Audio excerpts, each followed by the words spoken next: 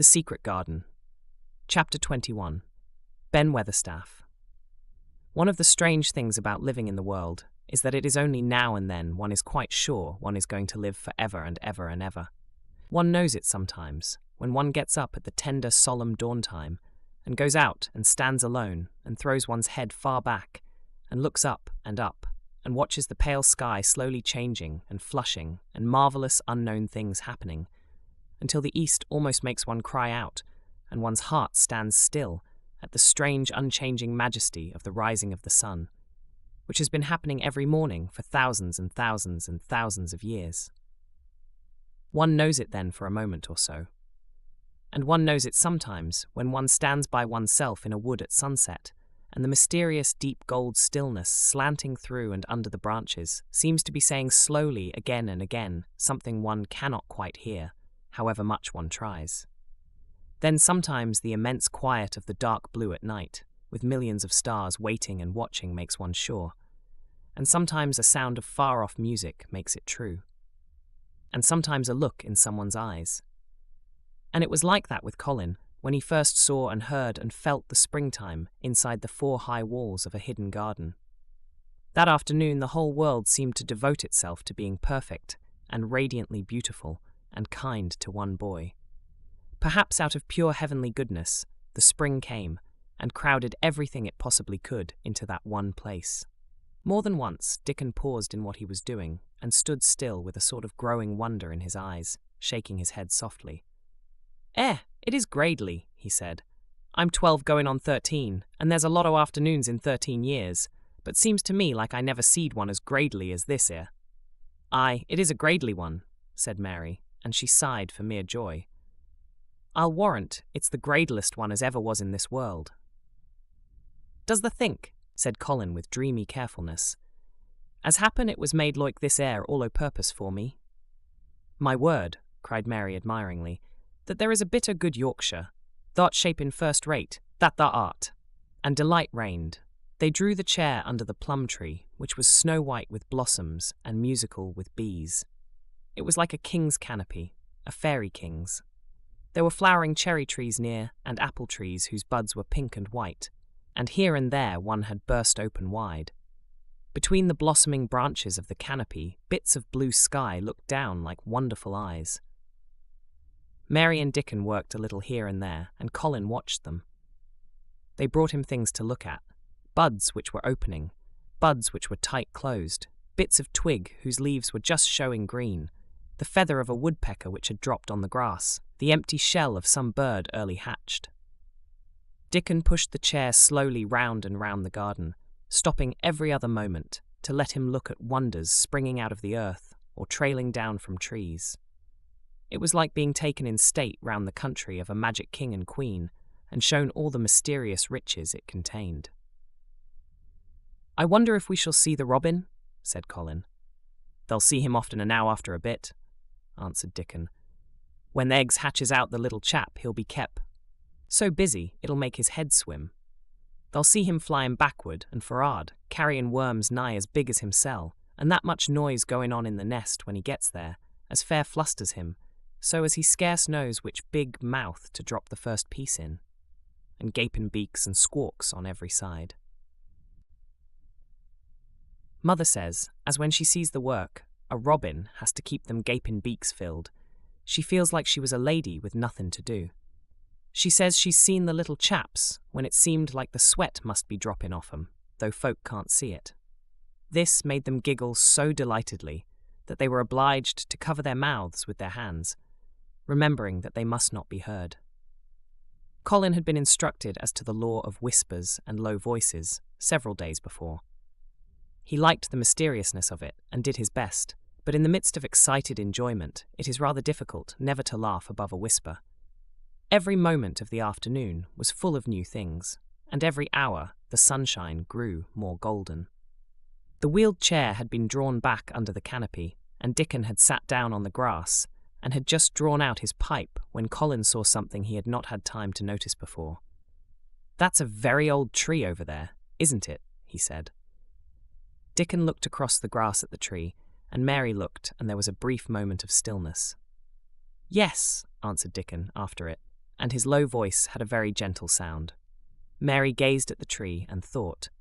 "The branches are quite grey, and there's not a single leaf anywhere," Colin went on. "It's quite dead, isn't it?" "Aye," admitted Dickon. "But them roses, as has climbed all over it, will near hide every bit of the dead wood when they're full o' leaves and flowers. It won't look dead then. It'll be the prettiest of all." Mary still gazed at the tree and thought. "It looks as if a big branch had been broken off," said Colin. "I wonder how it was done." "It's been done many a year," answered Dickon. "Eh!" with a sudden relieved start, and laying his hand on Colin. "Look at that robin! There he is! He's been foraging for his mate." Colin was almost too late, but he just caught sight of him, the flash of red-breasted bird with something in his beak.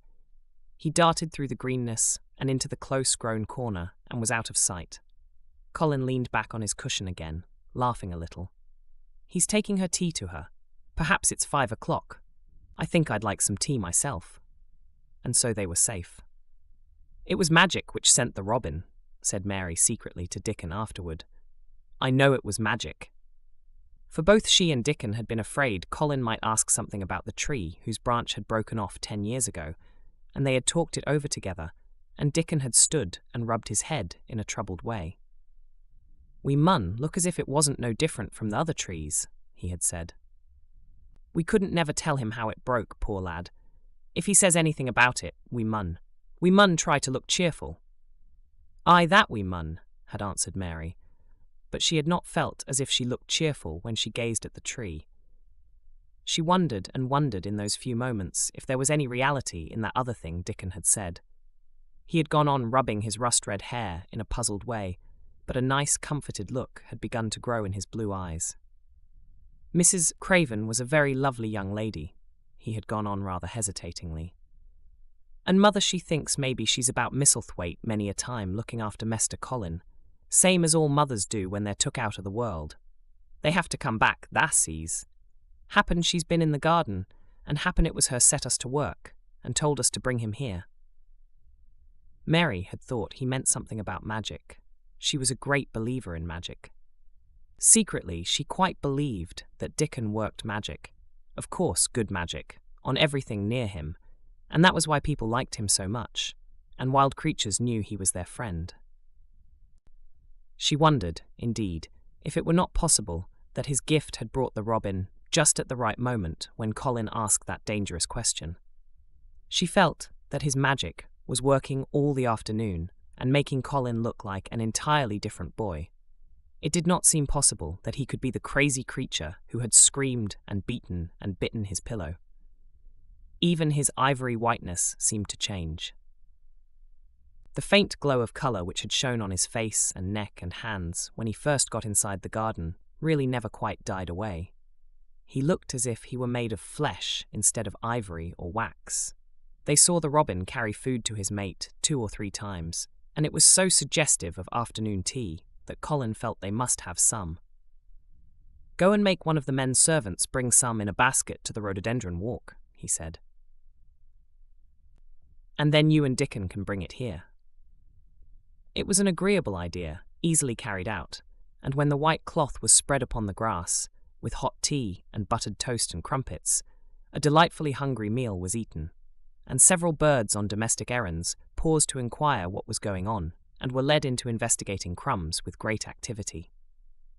Nut and Shell whisked up trees with pieces of cake, and Soot took the entire half of a buttered crumpet into a corner and pecked at and examined and turned it over and made hoarse remarks about it until he decided to swallow it all joyfully in one gulp. The afternoon was dragging towards its mellow hour. The sun was deepening the gold of its lances. The bees were going home, and the birds were flying past less often. Dickon and Mary were sitting on the grass. The tea basket was repacked, ready to be taken back to the house, and Colin was lying against his cushions with his heavy locks pushed back from his forehead and his face looking quite a natural colour. "I don't want this afternoon to go," he said, "but I shall come back tomorrow, and the day after, and the day after, and the day after." "You'll get plenty of fresh air, won't you?" said Mary. "I'm going to get nothing else," he answered. "I've seen the spring now, and I'm going to see the summer. I'm going to see everything grow here, I'm going to grow here myself." "That the will," said Dickon. "Us'll have thee walking about here and digging same as other folk afore long." Colin flushed tremendously. "Walk," he said. "Dig, shall I?" Dickon's glance at him was delicately cautious. Neither he nor Mary had ever asked if anything was the matter with his legs. "For sure the will," he said stoutly. "Tha's got legs, thine own, same as other folks." Mary was rather frightened until she heard Colin's answer. "Nothing really ails them," he said, "but they are so thin and weak. They shake so that I'm afraid to try to stand on them." Both Mary and Dickon drew a relieved breath. "When thou stops being afraid, thou'lt stand on 'em," Dickon said with renewed cheer. "And thou'lt stop being afraid in a bit." "I shall," said Colin, and he lay still as if he were wondering about things. They were really very quiet for a little while. The sun was dropping lower. It was that hour when everything stills itself, and they really had had a busy and exciting afternoon. Colin looked as if he were resting luxuriously. Even the creatures had ceased moving about and had drawn together and were resting near them. Soot had perched on a low branch and drawn up one leg and dropped the grey film drowsily over his eyes. Mary privately thought he looked as if he might snore in a minute. In the midst of this stillness, it was rather startling when Colin half lifted his head and exclaimed in a loud, suddenly alarmed whisper, "Who is that man?" Dickon and Mary scrambled to their feet. "Man!" they both cried in low, quick voices. Colin pointed to the high wall. "Look!" he whispered excitedly. "Just look!" Mary and Dickon wheeled about and looked. There was Ben Weatherstaff's indignant face glaring at them over the wall from the top of a ladder. He actually shook his fist at Mary. "If I wasn't a bachelder, and thou was a wench o' mine," he cried, "I'd give thee a hidin'." He mounted another step threateningly, as if it were his energetic intention to jump down and deal with her.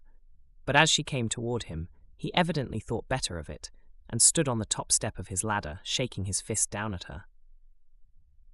"I never thought much o' thee," he harangued. "I couldn't abide thee the first time I set eyes on thee. A scrawny, buttermilk-faced young besom, allus asking questions and poking the nose where it wasn't a-wanted. I never knowed how the perp got so thick wi' me. If it hadn't been for the robin, drat him." "Ben Weatherstaff," called out Mary, finding her breath. She stood below him and called up to him with a sort of gasp. "Ben Weatherstaff, it was the robin who showed me the way." Then it did seem as if Ben really would scramble down on her side of the wall. He was so outraged. "The young bad un," he called down at her, "layin' the badness on a robin. Not but what he's impident to now for anything. Him showing thee the way. Him. The young knout." She could see his next words burst out because he was overpowered by curiosity. "However I this world did tha get in?" "It was the robin who showed me the way," she protested obstinately. "He didn't know he was doing it, but he did, and I can't tell you from here while you're shaking your fist at me." He stopped shaking his fist very suddenly at that very moment, and his jaw actually dropped as he stared over her head at something he saw coming over the grass toward him.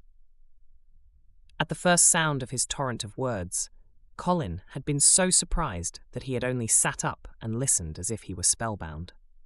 But in the midst of it, he had recovered himself and beckoned imperiously to Dickon.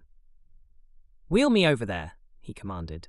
"Wheel me quite close and stop right in front of him." And this, if you please, this is what Ben Weatherstaff beheld, and which made his jaw drop. A wheeled chair with luxurious cushions and robes, which came toward him looking rather like some sort of state coach, because a young Rajah leaned back in it with royal command in his great black-rimmed eyes, and a thin white hand extended haughtily toward him. And it stopped right under Ben Weatherstaff's nose. It was really no wonder his mouth dropped open. "Do you know who I am?" demanded the Rajah. How Ben Weatherstaff stared. His red old eyes fixed themselves on what was before him, as if he were seeing a ghost. He gazed and gulped a lump down his throat and did not say a word. "Do you know who I am?" demanded Colin still more imperiously. "Answer." Ben Weatherstaff put his gnarled hand up and passed it over his eyes and over his forehead, and then he did answer in a queer shaky voice. "Who thou art," he said. "Aye, that I do, with a mother's eyes staring at me out of the face. Lord knows how they come here. But thou'rt the poor cripple." Colin forgot that he had ever had a back. His face flushed scarlet, and he sat bolt upright. "I'm not a cripple," he cried out furiously. "I'm not." "He's not," cried Mary, almost shouting up the wall in her fierce indignation. "He's not got a lump as big as a pin. I looked, and there was none there. Not one." Ben Weatherstaff passed his hand over his forehead again and gazed as if he could never gaze enough. His hand shook, and his mouth shook, and his voice shook. He was an ignorant old man, and a tactless old man, and he could only remember the things he had heard. That hasn't got a crooked back," he said hoarsely. "No," shouted Colin. That hasn't got crooked legs," quavered Ben more hoarsely yet. It was too much. The strength which Colin usually threw into his tantrums rushed through him now in a new way. Never yet had he been accused of crooked legs, even in whispers, and the perfectly simple belief in their existence, which was revealed by Ben Weatherstaff's voice, was more than Raja flesh and blood could endure. His anger and insulted pride made him forget everything but this one moment, and filled him with a power he had never known before, an almost unnatural strength. "Come here!" he shouted to Dickon, and he actually began to tear the coverings off his lower limbs and disentangle himself. Come here, this minute!" Dickon was by his side in a second. Mary caught her breath in a short gasp and felt herself turn pale. "He can do it! He can do it! He can do it! He can!" She gabbled over to herself under her breath as fast as ever she could. There was a brief fierce scramble. The rugs were tossed on the ground. Dickon held Colin's arm. The thin legs were out. The thin feet were on the grass. Colin was standing upright, as straight as an arrow, and looking strangely tall, his head thrown back, and his strange eyes flashing lightning. "Look at me!" he flung up at Ben Weatherstaff. "Just look at me! You! Just look at me!" "He's as straight as I am!" cried Dickon. "He's as straight as any lad I Yorkshire." What Ben Weatherstaff did, Mary thought queer beyond measure. He choked and gulped, and suddenly tears ran down his weather-wrinkled cheeks as he struck his old hands together. He burst forth. "The lies folk tells. Thou'rt as thin as a lath and as white as a wraith, but there's not a knob on thee. Thou'lt make 'em on yet. God bless thee." Dickon held Colin's arm strongly, but the boy had not begun to falter. He stood straighter and looked Ben Weatherstaff in the face. "I'm your master," he said, "when my father is away. And you are to obey me. This is my garden. Don't dare to say a word about it. You get down from that ladder and go out to the long walk, and Miss Mary will meet you and bring you here. I want to talk to you. We did not want you, but now you will have to be in the secret. Be quick." Ben Weatherstaff's crabbed old face was still wet with that one queer rush of tears. It seemed as if he could not take his eyes from thin, straight Colin standing on his feet with his head thrown back. Lad," he almost whispered. My lad." And then remembering himself, he suddenly touched his hat gardener fashion and said, Yes, sir! Yes, sir!" and obediently disappeared as he descended the ladder.